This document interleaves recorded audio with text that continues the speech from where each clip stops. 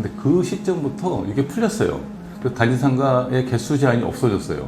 최근에 재밌는 세종에 그 비싼 1층에 오토바이 킥배달이 들어와 있어요. 이 단지 내 상가는 우리가 입주자 모집 공고를 보시면 알겠지만 업종에 딱 제한이 있어요. 원래 기대치는 5%는 받아야 할 거 아니에요. 실제 시중에 2%도 3%도 안 나오고. 그럼 뭐 아무 의미 없죠. 그럼 당연히 그런 업종이 월세가 비싸니까 유지 못할 거고, 그러면 또 폐업할 거고.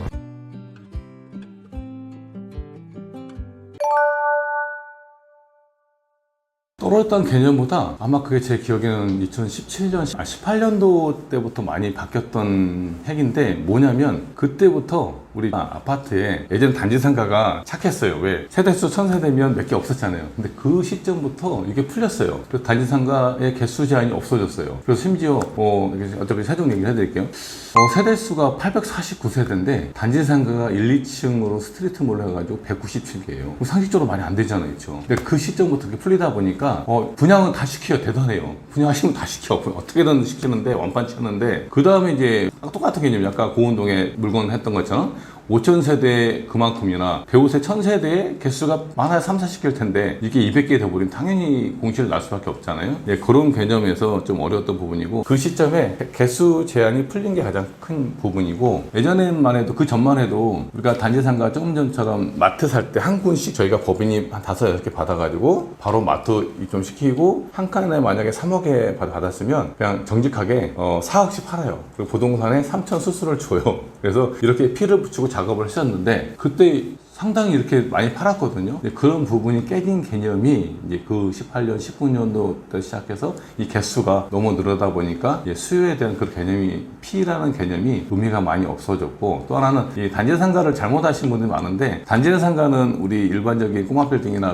일반 구분 상가처럼 내가 양도 차익, 자본이익을 팍 본다는 개념 사실 많지 않아요. 물론 때로는 가끔 있겠죠, 운전사. 근데 대체적으로 이런 시세 차익이 많지 않기 때문에 그 접근 자체를 잘못 판단하신 거고 그냥 순수하게 좀 연세에 계신 분들이 그냥 내가 한 5억 투자해서 한 달 월세 150 정도 받겠다 이런 마인드면 접근이 좋은데 이거를 한 방 노린다는 개념이면 쉽지 않아요. 예전에 한 방 노리고도 했었거든요. 근데 지금 그게 안 돼요. 왜? 개수가 늘었기 때문에 수익률이 안 나옵니다.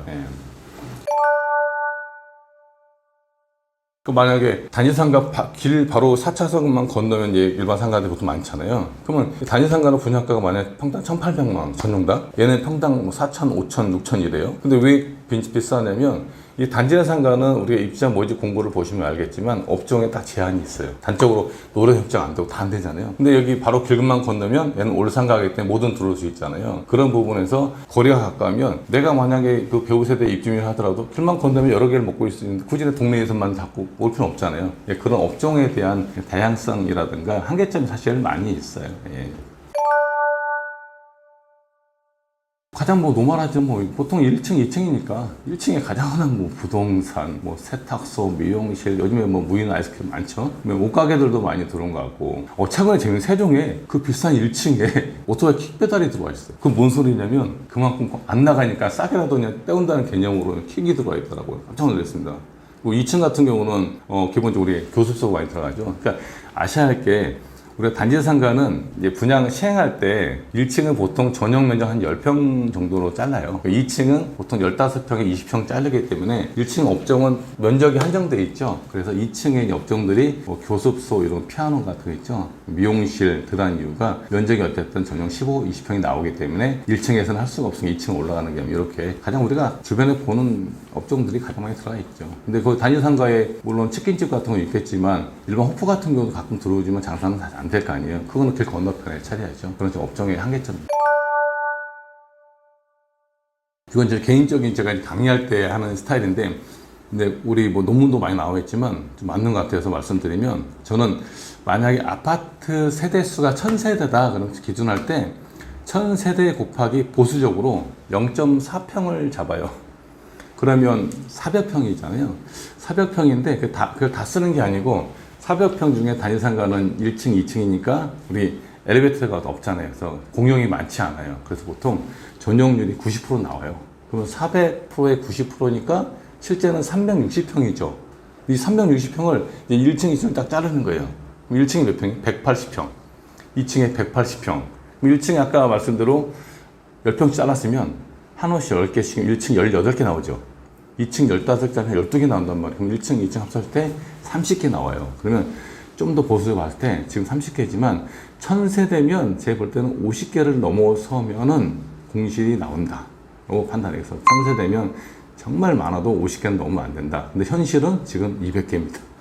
근데 하나 더 말씀드리면 우리 아파트 공장 지식산업센터 마찬가지지만 지산이 똑같은 개념이에요. 지산도 똑같은 개념으로 한 0.4나 0.5평을 잡으면 되는 개념이거든요. 근데 지산은 더 문제가 뭐냐면 보통 위에는 이제 우리 지산 쓰잖아요. 많아봤자 500세대잖아요. 그 밑에 특히 대형 우리 일군 건설사가 만든 거 보면 보통 제가 알기로는 395세대짜리 지산에 지하 1층, 1층, 2층에서 여기는 상가를 안 하고 지원시설 하잖아요. 이게 상가거든요. 개수가 거기도 146개예요. 140.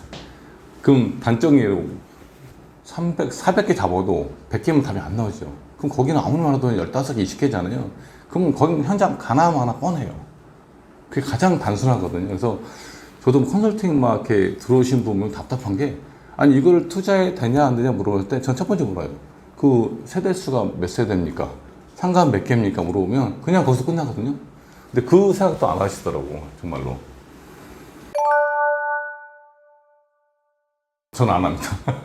손을 아예 안 됩니다. 지금 손댈 수가 없습니다. 왜냐하면 지금 아까 말씀 849세대에 197개면 1층, 2층 일대에 그게 지금 18년 준공난 건데 지금 7년 됐잖아요. 현장 가보면 코너 자리는 차 있어요. 차 있는데 문제는 뭐냐면 수익률이 안 나와요. 원래 기대치는 5%는 받아야 할 거 아니에요. 실제 수익률이 2%도 3%밖에 안 나와요. 그건 뭐 아무 의미 없죠. 그나마 그래도 감사한 거지 그분들은 공실이 아니니까. 근데 대부분은 공실 중간에 뭐 인테리어 했다가 또 자빠져서 유치권 붙어있고 이렇게 현장 딱 개수만 보면 노즐로 보면 현장 안 가봐도 그냥 끝나요. 그냥 답 나옵니다. 그게 출발이에요. 출발. 근데 그 예전에는 뭐 책들 보면 뭐 작은 뭐 15평 소형 평수 많다고 했는데 사실 큰 의미는 없는 것 같고 제가 볼 때는 그냥 9평 평형대 가장 무난한 것 같아요. 큰 차이 많이 안 나는 것 같아요. 예.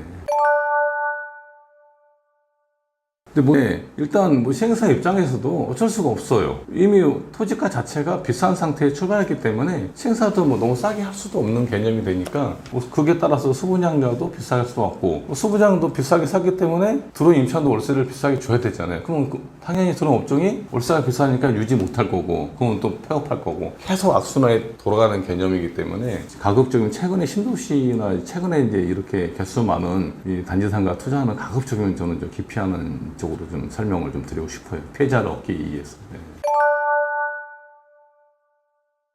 거기서 하나 더 발전하자면 이제 그게 수익이 상가 쪽에 좀 안 나긴 나지만 특히 또 구분상가도 마찬가지지만 그러다 보니까 이제 우리 독점 자리도 만들어요. 우리 약국 지정 자리, 뭐 편의점 독점 자리 만들잖아요. 정상적으로 이제 1층에 구분상가인데 1층에 뭐 3면을 해가지고 상가가 1층에 50개인데 그 중에 한 3, 4개가 애들을 바보라서 팔기 힘든 것들 있죠. 대단해. 이런 것들을 시행사가 그 자리 약국 독점 자리를 만들어요. 그럼 약국 독점일 때 어쨌든 가야 되잖아요. 그럼 자리 안 좋아도 그런 식으로 활용하고 만약에 옆칸에 좋은 자리가 1층의 전용이 평당 만약 4천만 원이었다. 그러면 이 약국 지정 자리는 위치도 아니고 바보된 자리 못 쓸 자리를 평당 6,500에 팔아. 이렇게 또 추가적인 수익을 내는 부분들이 있어서 상가를 활용하는 수밖에 없어요. 시행사 입장에서는 주택은 건들 수 없으니까.